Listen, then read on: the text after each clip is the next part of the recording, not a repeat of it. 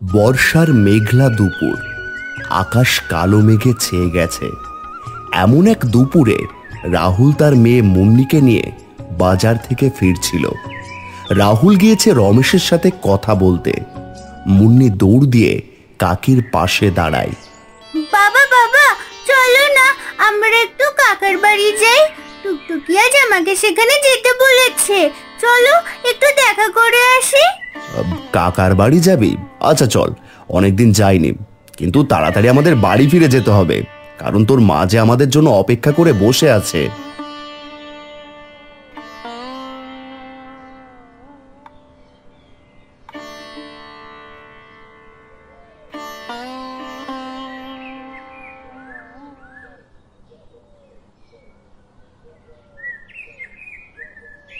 নাকে ভেসে এলো হাঁসের মাংসের বিরিয়ানি রান্নার সুঘ্রাণ। সেই সুঘ্রাণ মুন্নির ছোট্ট মনকে আরো চঞ্চল করে তুলল।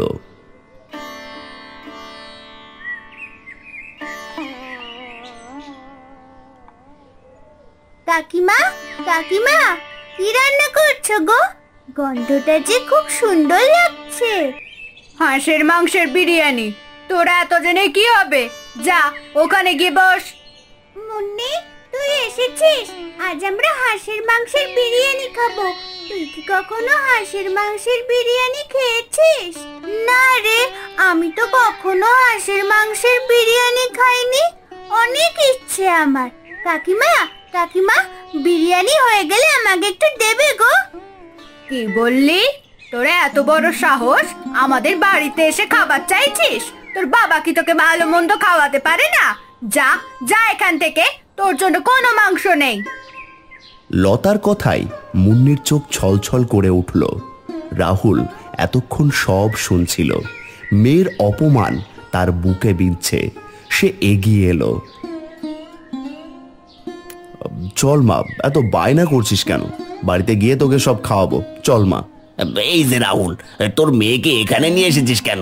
সব সময় এখানে সে খাবার চাই, বায়না করে। এটা আবার কেমন কথা? কি মেয়ে বানিয়েছিস বল দেখি? খালি খাবার চাই। মেয়েকে কি ভালো মন্দ খাওয়াতে পারিস না যে মানুষের কাছে খাবার চাইতে আসে? বাবা মা, দাও না ওকে একটু, আমরা তো খাচ্ছি। ওকে একটু দাও হাঁসের মাংসের বিরিয়ানি। একটু দিলে কি হবে? তোরা তো দরদ দেখাতে হবে না, তুই আগে খা। আর রাহুল ভাই, তোমার মেয়েকে নিয়ে এখানে এসো না। যাও তো এখান থেকে। আমাদের বাড়িতে এসে আমাদের জিনিসে ভাগ বসাতে এসেছি। অপমানে রাহুল আর মুন্নি আর সেখানে এক মুহূর্ত দাঁড়ালো না।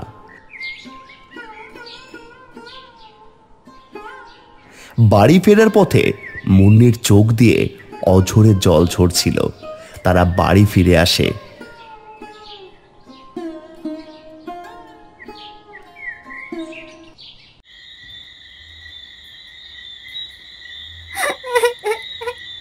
কাকা কাকিমা আমাদেরকে এভাবে অপমান করতে পারলো বাবা?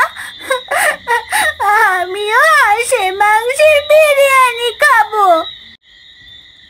কাঁদিস না মা, একদিন ঠিক খাবি। সৃষ্টিকর্তা আছেন তো। আমাদের কাছে এত টাকা পয়সা নেই মা, তোকে কিভাবে হাঁসের মাংসের বিরিয়ানি খাওয়াবো? আমাদের তো কোনো হাঁসও নেই। না, আমি খাবই।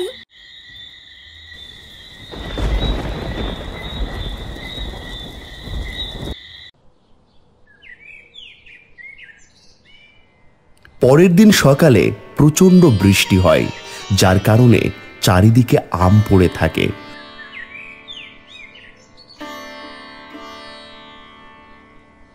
মুন্নি সকাল সকাল উঠে সব আম কুড়িয়ে এনে বাবার কাছে দেয়। বাবা, এই আমগুলো হাটে বিক্রি করে দাও না, আর সেই টাকা দিয়ে একটা হাঁস কিনে আনো।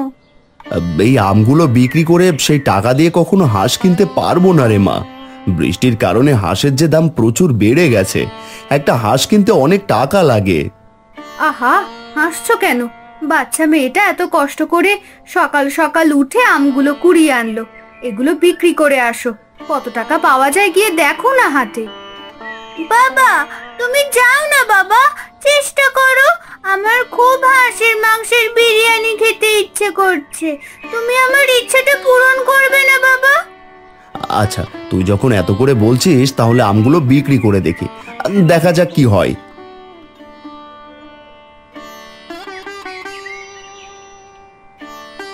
রাহুল আমগুলো নিয়ে বাজারের দিকে রওনা হলো।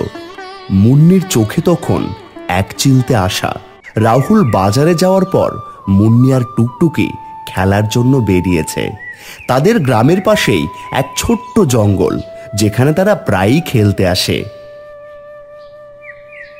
চল আজকে আমরা কিতকিত খেলবো। হ্যাঁ, অনেক মজা হবে। অনেক দিন ধরে কিতকিত খেলি না। আগে আমি খেলবো, তারপর তুই, ঠিক আছে? ঠিক আছে, চল খেলা শুরু কর। আমি এখানে দাঁড়িয়ে আছি। টুকটুকি, শুনতে পাচ্ছিস কিসের শব্দ এটা? হ্যাঁ, আমিও শুনতে পাচ্ছি। মনে হচ্ছে হাঁসের বাচ্চা। চল তো দেখি কোথা থেকে আসছে। মুন্নি আর টুকটুকি শব্দের উৎস খুঁজতে খুঁজতে গভীরে এগিয়ে গেল। ঘন ঝোপঝাড়া লতাপাতা পেরিয়ে তারা একটা জলাশয়ের কাছে এসে পৌঁছালো। দেখ টুকটুকি, দুটো বাচ্চা হাঁস কাদার মধ্যে পড়ে আছে, বের হতে পারছে না। ইস রে, ছোট ছোট দুটো বাচ্চা হাঁস এখানে আর কিছুক্ষণ থাকলেই হয়তো মারা যেত। এগুলোকে এখানে রাখা যাবে না। তাড়াতাড়ি এদের কাদা থেকে বের করতে হবে। আমি তাড়াতাড়ি এদেরকে বের করি। ওদের শরীরে অনেক কাদা লেগে আছে। মুন্নি আর এক মুহূর্ত দেরি করলো না। সে দ্রুত এগিয়ে গিয়ে হাঁসের বাচ্চা দুটোকে সাবধানে কাদার ভেতর থেকে তুলে আনলো। নদীর পরিষ্কার জলে সাবধানে ধুইয়ে দিল। কাদার ময়লা সরে যেতেই বাচ্চা দুটোকে আরো সুন্দর দেখাচ্ছে। এই বাচ্চা হাঁসগুলো এখানে কি করে আসলো রে? এখানে তো আর কোনো হাঁসও দেখা যাচ্ছে না। জানি না তো কিভাবে আসলো। হয়তো এরা হারিয়ে গেছে এই জঙ্গলে। হয়তো কোনোভাবে এই জঙ্গলের মধ্যে ঢুকে এই কাদার মধ্যে আটকে গিয়েছিল। ইস, আর একটু দেরি হলে বাচ্চা দুটো মারাই যেত। ঠিকই বলেছিস, এই জঙ্গলে থাকলে বাচ্চা দুটো মারাই যাবে। এগুলো যখন আমি বের করেছি, এখন এগুলো আমার বাড়িতে নিয়ে যাব। আমাদের কোনো হাঁস নেই, আমি এগুলোকে পালবো। এগুলো যদি এই জঙ্গলে রেখে দিই তাহলে এরা না খেয়ে মারা যাবে। আমি এদেরকে আমার বাড়িতে নিয়ে বড় করব। আচ্ছা, তাহলে তুই নিয়ে যা। আমি এখন বাড়ি যাই। বেশি দেরি হলে মা আবার আমাকে বকবে। টুকটুকি বাড়ির পথে রওনা হলো। মুন্নি পরম স্নেহে হাঁসের বাচ্চা দুটোকে বুকে আগলে নিয়ে ঘরের দিকে চলল।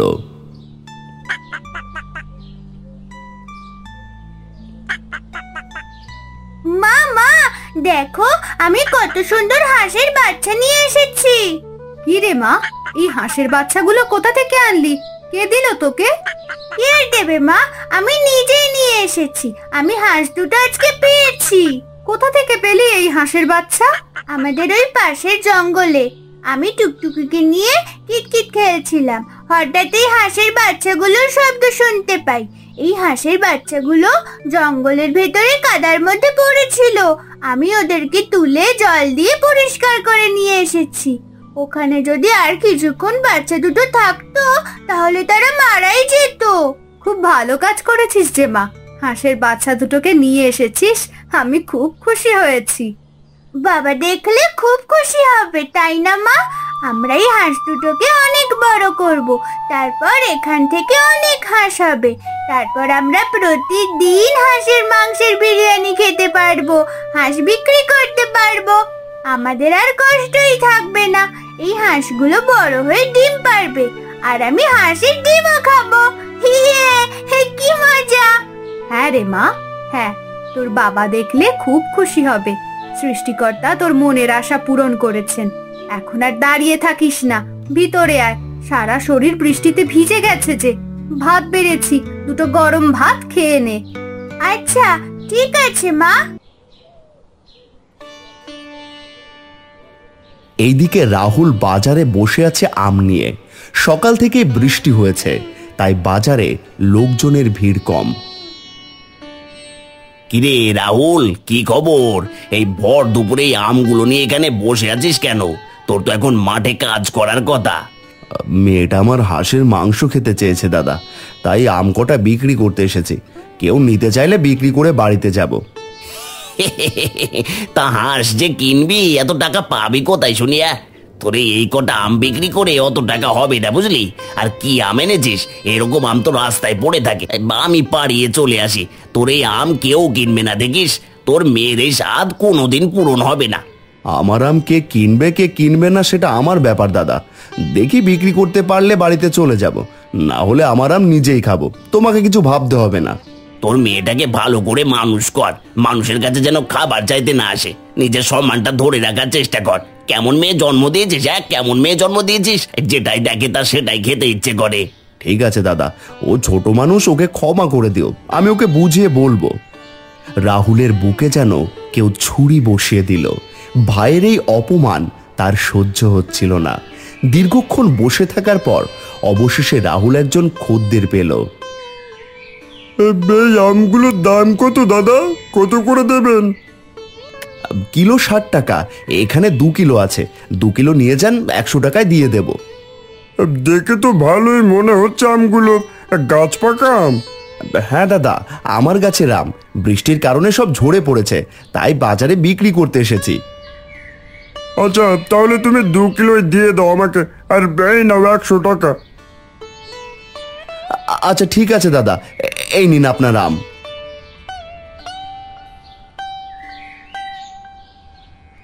যাক বাবা, অবশেষে আমগুলো বিক্রি করতে পারলাম, কিন্তু এই 100 টাকা দিয়ে তো হাঁস কিনতে পারবো না।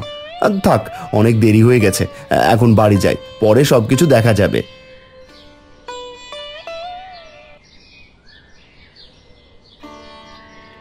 বাবা বাবা, দেখো এই দুটো বাচ্চা হাঁস আমি পেয়েছি। জঙ্গলে কাদার মধ্যে আটকে ছিল, আমি ওদেরকে বাঁচিয়ে এনেছি। মা বলেছে আমরা এদেরকে বড় করব। কি বলছিস মা? এই তো সৃষ্টিকর্তার আশীর্বাদ, তোর জন্যই আজ আমাদের সংসারে এই আলো এলো মা। হ্যাঁ, আমরা এই হাঁসের বাচ্চাগুলো বড় করব, তোর আর কষ্ট হবে না রে মা, কেউ আর তোকে অপমান করতে পারবে না। আজ রাহুলকে খুব অপমান করেছে বুঝলে গিন্নি। তার অবস্থানটাকে বুঝিয়ে দিয়েছি। এসেছে মেয়েকে হাঁসের মাংস খাওয়াতে, দুটো আম বিক্রি করে এসে হাঁস কিনবে। ওদের কপালে হাঁসের মাংস জুটবে না কোনোদিনও। একদম ঠিক করেছো, ওরা গরিব, ওদেরকে ওদের জায়গাটা বুঝিয়ে দেওয়া দরকার।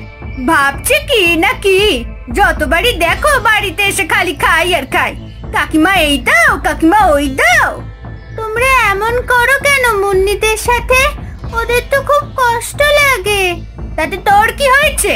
তোর এত দরদ লাগছে কেন? তোকে আগে ভাগেই বলে দিচ্ছি, মুন্নিদেরকে নিয়ে বেশি পীড়িত করতে আসবি না। ওরা ছোট লোকই থাকবে। বেশি বাড়াবাড়ি করলে মুন্নির সাথে খেলা বন্ধ করে দেব। আচ্ছা মা, আমি আর কিছু বলছি না। একটা কথা বলবো মা? জানো মা, আজকে মুন্নি দুটো বাচ্চা হাঁস পেয়েছে জঙ্গলে। কি বললি? ওই দুটো হাঁসের বাচ্চা কোথায়?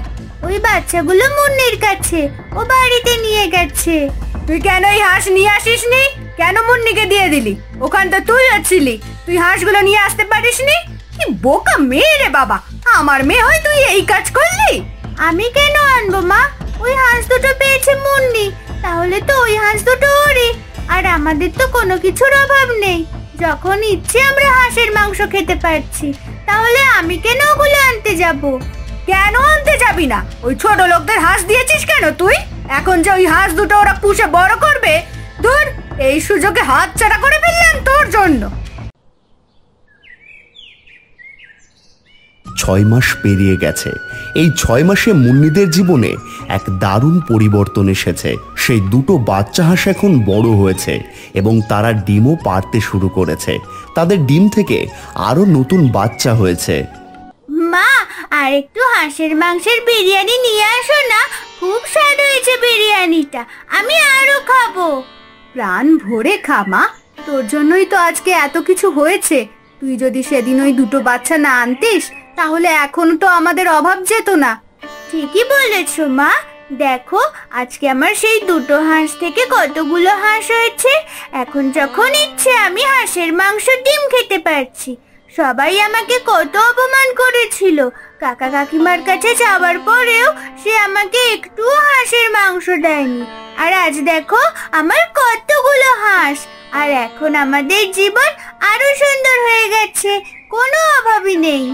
ঠিকই বলেছিস মা, সৃষ্টিকর্তা আমাদের কষ্ট দেখেছেন, তাই তিনি তোর মাধ্যমে আমাদের এই আশীর্বাদ পাঠিয়েছেন। এইদিকে রমেশের বাড়িতে তখন আফসোসের সুর। তাদের বাড়িতেও ডিম মাংস সবই আছে, কিন্তু মনে শান্তি নেই। বলেছিলাম টুকটুকি, বলেছিলাম তোকে, তুই অনেক বড় ভুল করে ফেললি। তখন যদি বাচ্চা হাঁস দুটো নিয়ে আসতিস, তাহলে এখন ওই হাঁসগুলো সব আমাদের হতো। আমরা কতগুলো হাঁসের মালিক হতাম। এখন দেখো, ওই রাহুল আমাদের সমান হয়ে গেছে। এখন আর তারা গরিব নেই। কাল যে মানুষ আমার চোখের উপর তাকিয়ে কথা বলতে পারতো না, এখন সে মানুষ বুক ফুলিয়ে হাঁটছে। এইসব যা সহ্য করতে পারছি না। সৃষ্টিকর্তা কেন যে ওদের দিকে তাকালেন? কেন যে ওদের এত উন্নতি হলো? আমরা কি খারাপ কাজ করেছিলাম? রমেশ আর লতার মুখে তখন গভীর আফসোস। অহংকার আর লোভ তাদের জীবনের শান্তি কেড়ে নিয়েছে। 1 বছর পেরিয়ে গেছে। মুন্নিদের বাড়ির পরিস্থিতি এখন সম্পূর্ণ ভিন্ন। উঠোনে এখন আরো বেশি হাঁস ঘুরে বেড়ায়। মুন্নির হাঁসের খামার এখন বেশ বড়। তারা আর অভাবী নেই। মা, আজ তো বর্ষা, তোমার মতো হাঁসের মাংসের বিরিয়ানি আর কেউ বানাতে পারে না। গন্ধটা যে কি দারুণ লাগছে। তোর পছন্দের জিনিস, তাই যত্ন করে বানিয়েছি। তোর জন্যই তো আজ এই সব। ঠিকই বলেছিস মা, তোর একার জেদার বুদ্ধি আজ আমাদের জীবন বদলে দিয়েছে। মনে আছে সেদিন কাকার বাড়িতে কি অপমানটাই না হতে হয়েছিল? মনে আছে বাবা, আমি সেদিন খুব কষ্ট পেয়েছিলাম, কিন্তু আমার মনে হয়েছিল একদিন আমি ঠিকই হাঁসের মাংস খাবো। আর আজ দেখো, আমরা হাঁসের মাংসের বিরিয়ানি খাচ্ছি। আর শুধু খাচ্ছি না, আমরা এখন গ্রামের অন্য গরিব মানুষদেরও সাহায্য করতে পারছি। তোর এই হাঁসের খামার থেকে যে উপার্জন হয়, তার কিছু অংশ আমরা গ্রামের দুস্থদের জন্য খরচ করি।